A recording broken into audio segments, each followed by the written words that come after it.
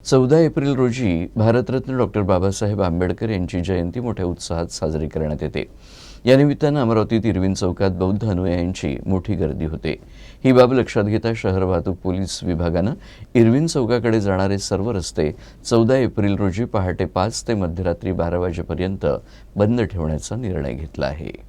दरवर्षी 14 एप्रिल रोजी भारतरत्न डॉक्टर बाबासाहेब आंबेडकर यांची जयंती मोठ्या उत्साहात साजरी केली जाते।